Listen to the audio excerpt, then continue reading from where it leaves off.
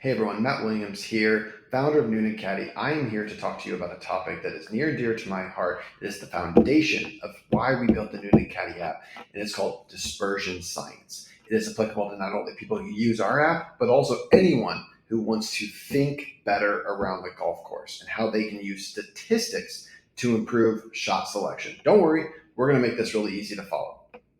So why this is so important?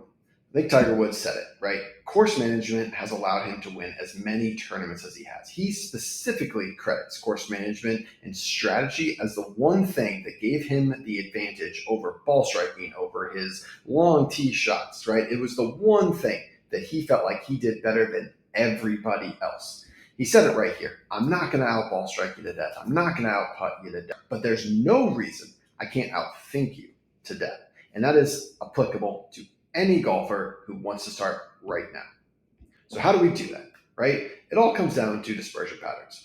This is a concept we've heard a lot about. If you don't know what it's about, you may have seen an image like this. Let's let Golf Digest give you a quick rundown on what dispersion patterns are.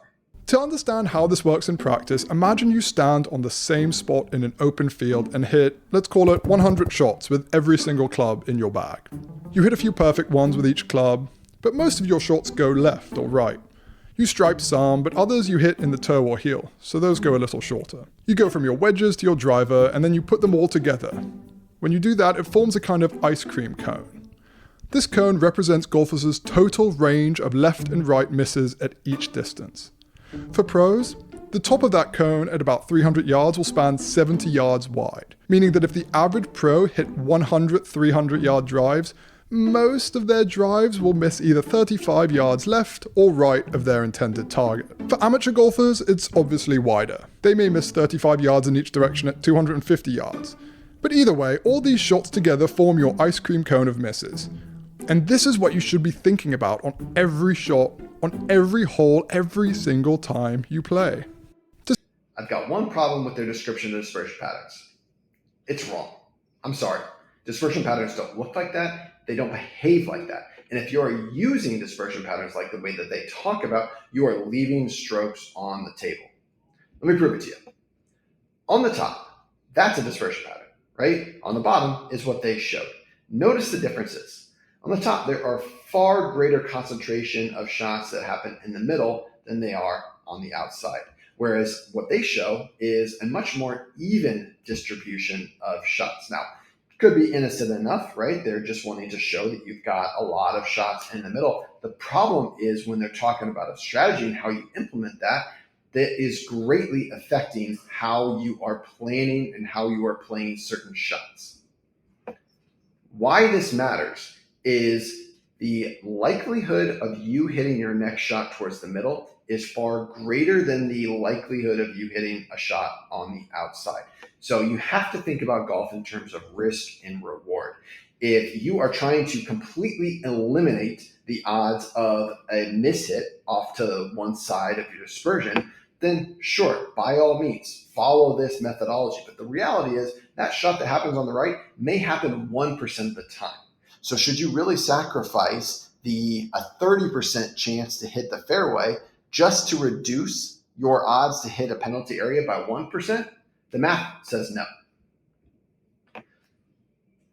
So how do we use statistics, right? Dispersion patterns are actually normally distributed. If we think back to high school, college statistics, we see this concept of a bell curve, which allows us to predict the likelihood of that next shot happening and where it might happen.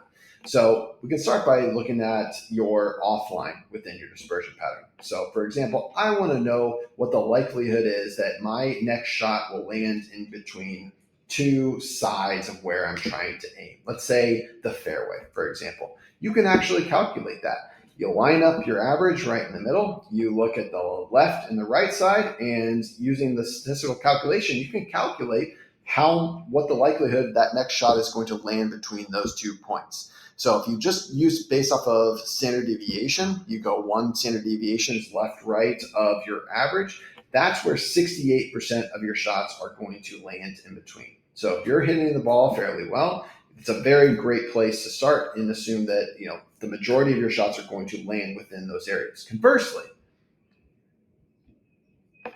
If you wanted to calculate what's the likelihood that my shot will land right of a specific number. So say you pick out your target, you say, hey, I'm going to aim at the middle of the fairway, but I know that I've got water 40 yards to the right of it. What is my likelihood that my next shot is going to go that far right? And should I aim even further to the left to reduce that? That is a number that we can calculate, right? Again, when you start to get into kind of 2 standard deviations right or left of your average, you're actually only seeing about a 2% chance of that next shot landing left or right of that number. So this is how we start to use these statistics to start to figure out, am I aiming correctly? Am I taking on too much risk, or am I trying to offset little to no risk?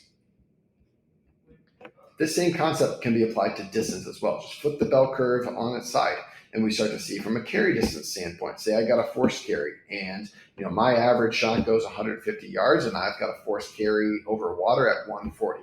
What is the likelihood that my next shot will be greater than 140 yards? Again, based off of the shot pattern that we have, that is a statistic that you can calculate and find out. And this is how we do it. So you should be thinking about your dispersion patterns as really a heat map, right?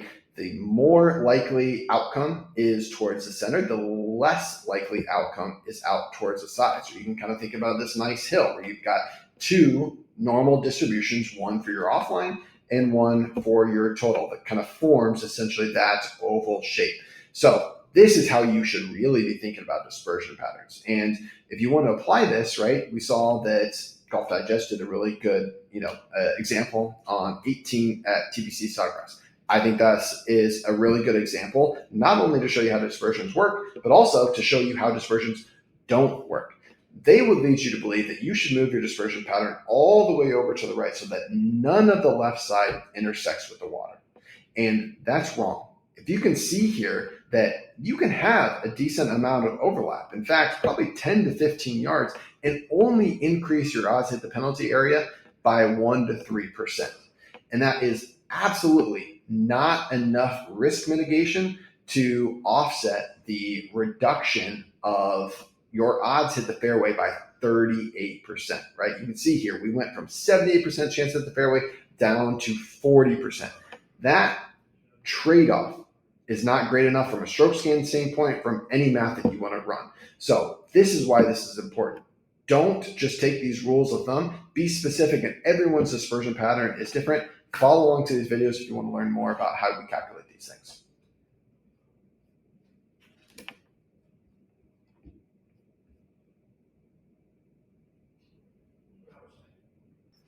Why this matters is the likelihood of you hitting your next shot towards the middle is far greater than the likelihood of you hitting a shot on the outside.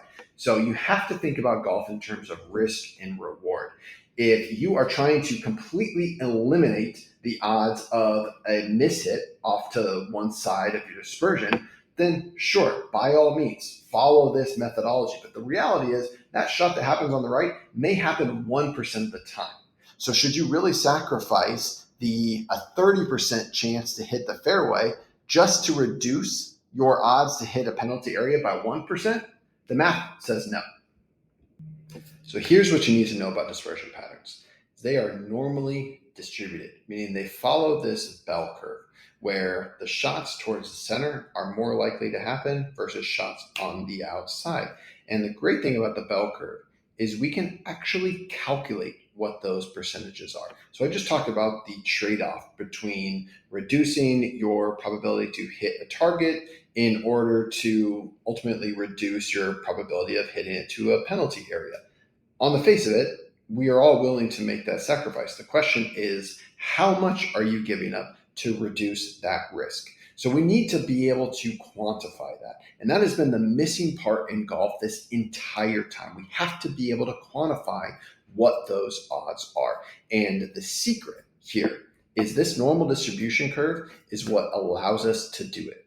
So we'll get into the details about how to calculate these later on, but let's talk about the general concept right here.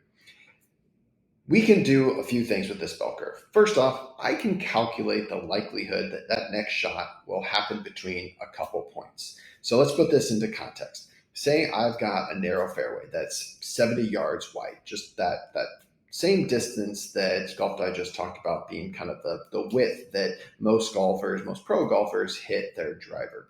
So if I've got a 70-yard wide corridor, say I've got water hazards on both sides, I need to make sure that my next shot is going to happen between 70 yards. So using this bell curve, I can actually calculate the likelihood that my next shot will happen between those 2 points. So for a professional golfer, that may be 99%.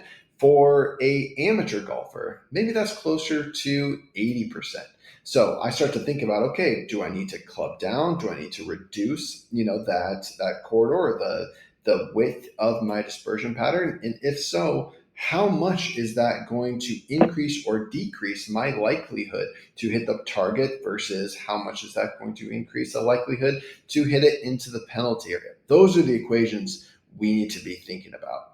The other cool thing that we can do with our dispersion pattern and this bell curve is we can actually calculate the likelihood that your next shot will be greater or less than a specific number. So for example, say I've got a situation where I've only got water on the right side.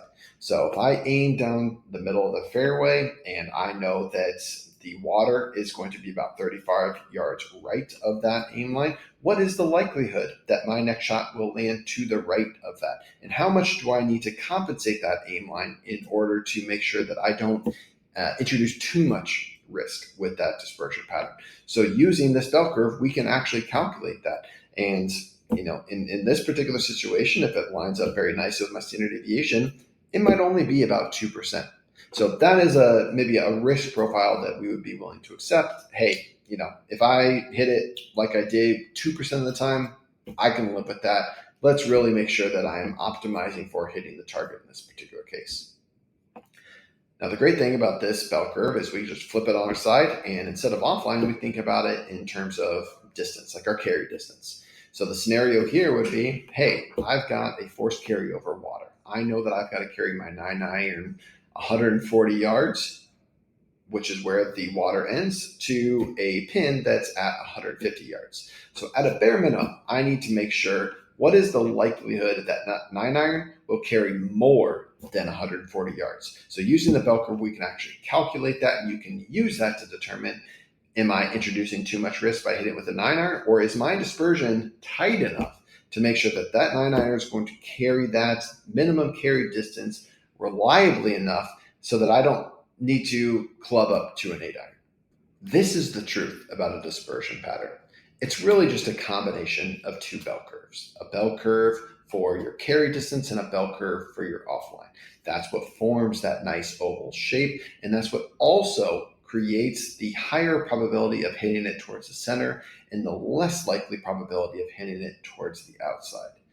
The amazing thing about these dispersion patterns and the statistics behind it is when we start to layer in GPS information to the golf course, we can actually predict the likelihood that that shot is going to go into different areas. So when we start to be presented with challenging situations where I've got forced carries or I've got narrow targets that I'm trying to hit into, we need to understand what that likelihood is your next shot is going to land within or greater than a specific number so that we can quantify what the risk reward is going to be by clubbing up and down. And that's been this missing piece all along.